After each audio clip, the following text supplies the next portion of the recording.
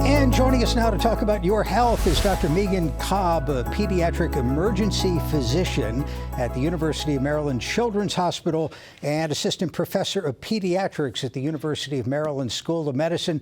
Doctor, thank you so much for joining us. School is out for the summer, as they say, but pediatric ER doctors do not get the summer off. What are the most common injuries, illnesses that you would expect to see across the summer? Sure. So first, thanks for having me. The most common things that we're seeing across the summer is a lot more orthopedic injuries, a lot more fractures, just from kids being outside more. Also, sometimes less supervision, so they do things that are a bit more risky. We're seeing plenty of head injuries, oftentimes off of bikes, but also in downtown Maryland, there are the scooters that plenty of people wear. And because it's typically an impromptu decision, almost no one wears a helmet. Some other things that we see are some injuries related to water safety, both boating, pools, and river tubing. We also see an increase in some asthma exacerbations because there may be less structure or less monitoring of the kids over the summer, and they may not be compliant with their medications. All right, so that list would make me want to keep my young child indoors in bubble wrap all summer. But I know you're a parent, so that's not what you would suggest.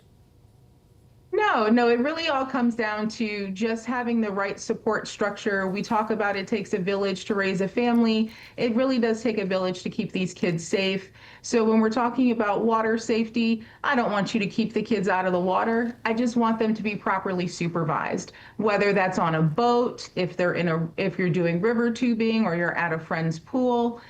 You just want to make sure that someone always has their eyes on children. Some of the scariest videos I've seen are children who very quickly slip underwater and start to drown within seconds of jumping in the deep end.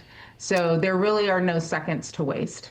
Well, so what's the advice there? I mean, you're better off in a guarded pool, or at least with an adult competent swimmer who's paying attention, as opposed maybe to some murky body of water like a lake or a stream or even the beach?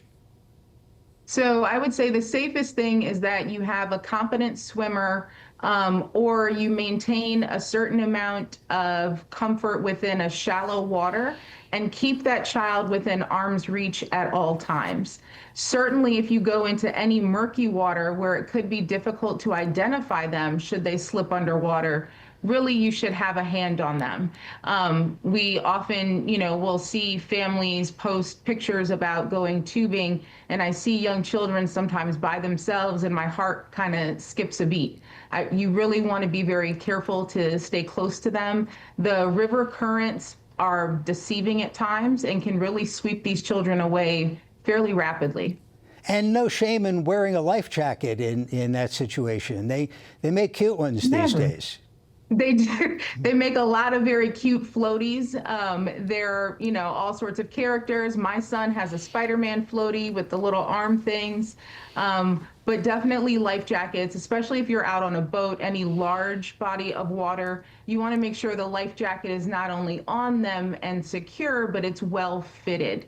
So please don't put a small child in an adult's life jacket, because what ultimately happens if they should fall in the water is they slip right out. How about the heat? We've already had, mind-boggling 100-degree heat this summer. Do kids handle it any better or worse than adults? Well, because of their sort of body mass to surface area ratio, which I won't bore you with the numbers, they can actually become dehydrated a lot faster than adults. They also tend to be a bit more active when they're out in the sun, more so than adults. And so if there isn't someone there reminding them to keep drinking, taking small, frequent sips is plenty, then they can quickly become overheated. We need to sweat. Sweating is a way that our bodies help cool us off. We also need shade sometimes. One of the things that we frequently are seeing is a lot of teenagers who are in their off-season training for scholastic sports are coming in with heat exhaustion, which can lead to things like altered mental status. It can also cause them to have muscle breakdown and require hospitalization with IV fluids. And heat exhaustion, even heat stroke, which I believe is the more severe situation, can be difficult for untrained people to recognize, can induce confusion so that the person affected isn't really aware of what's happening. That's correct. One of the signs of heat exhaustion and heat stroke can be slurred speech or just a decrease in alertness. They may seem overly sleepy or difficult to arouse. For someone, one of the differences between heat stroke and heat exhaustion is an acute neurologic change. So someone with heat stroke may actually have facial droop. They could have weakness on one side or the other. They could have difficulty walking, or what we call ataxia. And with heat exhaustion, they may just be quite fatigued, malaise, likely will have some vomiting or feel quite nauseous. Headaches are quite common, and they may even complain of blurry vision. What's the first aid in that situation? Ice, ice, and more ice. You want to pack the areas that you can cool off the best. So that's going to be the neck, the axilla or the armpit, and the groin area. If you can put them in an ice bath, that's even better. But I wouldn't recommend doing that unless you have someone who's alert enough not to slip underneath into the melted water. You know, and that brings up the common dilemma faced by many parents when their child unfortunately is sick or has an injury of calibrating their response. Is this a call 911 situation? Is it a drive someplace? And is the someplace the urgent care up the street or the emergency department? Sure, that's a very common question that we get. I would say when in doubt, just go to your nearest emergency department. I know that can seem laborious because wait times are not ideal. However, going to the emergency department ensures that you are going to get all of the care that you could potentially need, as opposed to some urgent cares that can only perform very limited treatments. If it's a minor bump or scrape or a very small cut or laceration, most urgent cares can help with that. I will say that in my personal and professional experience, most urgent cares are not as comfortable with very small children. So when you have an infant that appears to be more ill, I would certainly recommend an emergency department for them as well. If you are wondering whether or not your child might have a broken bone, some urgent cares will do x-rays on site. But certainly if you're looking at a wrist that doesn't look like the right shape, you should just go to the ER. We'd be happy to take care of them. And certainly if there's a bone sticking out or something, that's the call 911. That's an ER situation.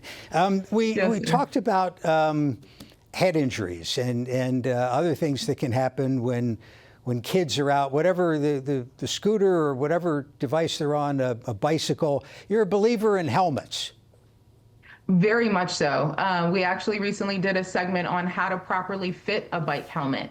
So we want to make sure that children are wearing helmets that fit them. Just because you've got 4 kids doesn't mean all 4 kids should wear the same bike helmet.